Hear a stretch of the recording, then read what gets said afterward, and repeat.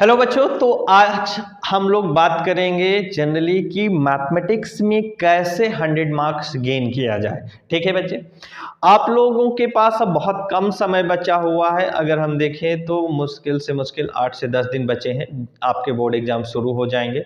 ठीक है, और मैथमेटिक्स एक ऐसा सब्जेक्ट है जो बहुत बड़ी बीमारी बन चुकी है बच्चों की। तो आपको ये समझना है कि हम कम समय में कैसे मैथमेटिक्स को प्रिपेयर करें। ठीक है, तो मैं आपको आज वही बताने वाला हूं कि मैथ्स में आप कैसे 100 में 100 मार्क्स गेन कर सकते हैं या आप कैसे पासिंग मार्क्स तक पहुंच सकते हैं। ठीक है, लेकिन आपको वो समझना पड़ेगा कि हमें किस तरीके से मैथ्स को सीखना पड़ेगा। ठीक है, चले अब बात को समझिएगा। अगर देखें तो आपकी मैथ्स क्लास 12th की बच्चे क्लास 12th मैथ्स अगर देखेंगे तो हमारे पास एक सबसे बड़ी यूनिट मिलती है अलजेब्रा। ठीक है, अलजेब्रा के कुछ ही चैप्टर्स हैं जिन्हें हमें समझना है।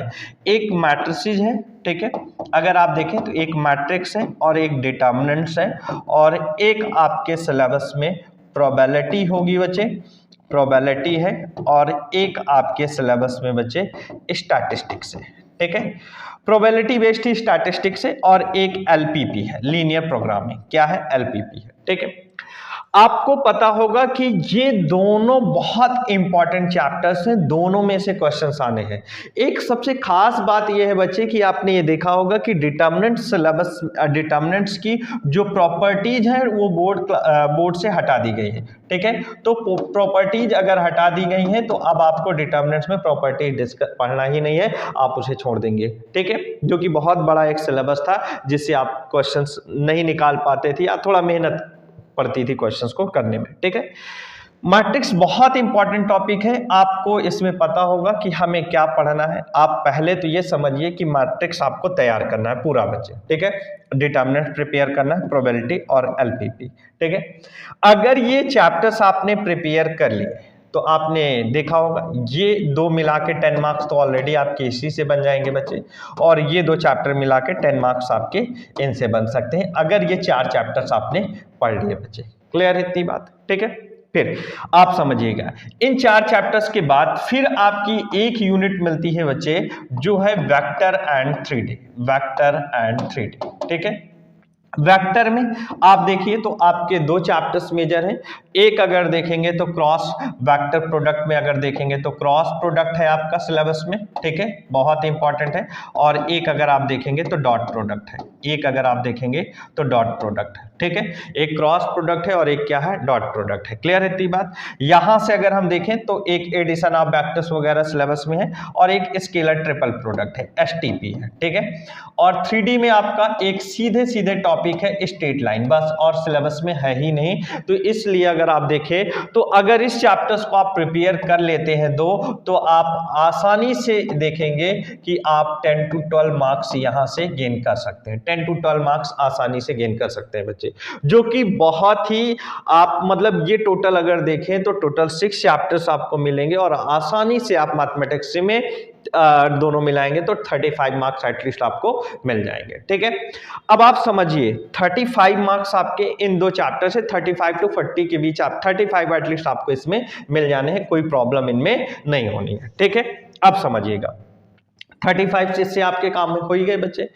अब बचा हुआ बच्चे कैलकुलस पोर्शन है। क्या है? कैलकुलस है। ठीक है, कैलकुलस पोर्शन में अगर आप देखेंगे तो अब बाकी रिमेनिंग सिलेबस तो सिर्फ कैलकुलस है बच्चे।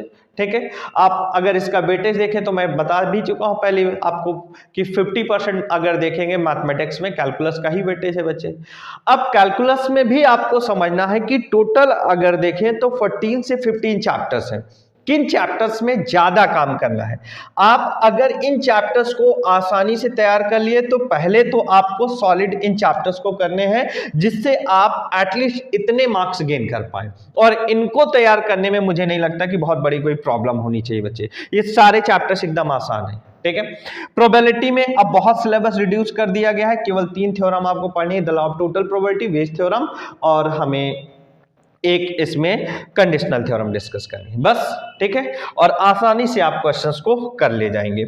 और इसके बाद ये मैट्रिक्स और डिटर्मिनेंट तो आप जानते हैं, पढ़ेंगे, आप देखेंगे इसमें बहुत सारे कॉन्सेप्ट हैं, और डॉट और क्रॉस ये हमने बातें बता दी कि ये बहुत छोटा चैप्टर है जिसे आसानी से सीख सकते हैं। आपको कैलकुलस में किन पे ज्यादा फोकस करना है, ठीक है, पहली बात आपको समझना है कैलकुलस में किन पे ज्यादा फोकस करना है। ठीक, कैलकुलस दो पार्ट में है बच्चे, एक अगर आप देखेंगे तो डिफरेंशियल होती है बच्चे, एक क्या होती है डिफरेंशियल कैलकुलस, और एक होती है इंटीग्रल। ठीक है, इंटीग्रल, और बहुत इंपॉर्टेंट है डिफरेंशियल एंड इंटीग्रल। ठीक है, डिफरेंशियल को अगर आप देखेंगे तो डिफरेंशियल में हमें क्या क्या डिस्कशन करना है। डिफरेंशियल में अगर आप देखेंगे तो सबसे पहला हमें एक फंक्शन टॉपिक मिलेगा। ठीक है, फंक्शन, और एक रिलेशन मिलेगा। एक क्या मिलेगा, रिलेशन मिलेगा। ठीक है, मैं आपको पहले बता दे रहा हूं, एक कॉन्टिन्यूटी मिलेगा। ठीक है, कॉन्टिन्यूटी है, और एक आपको फिर मिलेगा डिफरेंशिएशन। ठीक है, आपके चैप्टर्स जो बोर्ड एग्जाम में नाम होंगे यही होंगे, डिफरेंशिएशन। फिर एप्लीकेशन ऑफ डेरिवेटिव्स में दो टॉपिक्स आज सिलेबस में होगा आपका। डिफरेंशिएशन के बाद एक आपका मिलेगा इंक्रीजिंग डिक्रीजिंग, इंक्रीजिंग डिक्रीजिंग, और एक आपका मिलेगा बच्चे मैक्सिमा एंड मिनिमा। ठीक है, एक क्या मिलेगा, मैक्सिमा एंड मिनिमा। ठीक है, एक मिलेगा मैक्सिमा एंड मिनिमा, ये समझिए। क्लियर है बच्चे। और इंटीग्रल कैलकुलस में आप समझिए एक इनडेफिनिट इंटीग्रेशन है, एक क्या है बच्चे, इनडेफिनिट इंटीग्रेशन है, इनडेफिनिट इंटीग्रेशन, और आप एक है आपके पास डेफिनिट इंटीग्रेशन, एक आपके पास है डेफिनिट इंटीग्रेशन, और आपके सिलेबस में एक है बच्चे अगर आप देखें तो हमें area bounded reason, area bounded reason, area bounded reason. ठीक है, एरिया बाउंडेड रीजन, और एक है डिफरेंशियल इक्वेशन, डिफरेंशियल इक्वेशन। अब मेरी बात समझ लीजिए, उतने मार्क्स तो आप 35 to 40 के बीच अगर देखेंगे तो आपको वहां से क्वेश्चंस मिलेंगे। ठीक है, अब आप देखिए डिफरेंशियल इक्वेशन सॉलिड है, एक क्वेश्चन आना ही आना है, आपको इसको प्रिपेयर करना ही करना है। एरिया बाउंडेड रीजन सॉलिड है, एक क्वेश्चन एटलीस्ट मिलना ही मिलना है आपको। देखिए डेफिनिट और इनडेफिनिट, डेफिनिट और इनडेफिनिट में खास बात यह है कि जब तक इनडेफिनिट नहीं आएगा डेफिनिट आएगा ही नहीं आपको बच्चे। ठीक है, इनडेफिनिट आपको पहले प्रिपेयर करना है, देन डेफिनिट आपको प्रिपेयर करना है। ठीक, तो पहले बात आप समझ लीजिए, ये आपको तभी आएगा, ये आपको तभी आएंगे 3 चैप्टर्स जब आपको ये आएगा। तो आपको किस पर सबसे ज्यादा काम करना है, इनडेफिनिट इंटीग्रेशन में। ये मोस्ट इंपॉर्टेंट चैप्टर्स है बच्चे, जिसको इनडेफिनिट इंटीग्रेशन नहीं आता है वो उनको ये चैप्टर्स आएंगे ही नहीं। तो आपको सबसे पहला काम किस में करना है, इनडेफिनिट इंटीग्रेशन। जो कम समय बचा है आपको इंटीग्रेशन पे बहुत विधिवत तरीके से काम करना है। अगर ये आपको आ गया बच्चे तभी आपको ये सारे चैप्टर्स आएंगे। मेरी बात आप समझ के चलिएगा।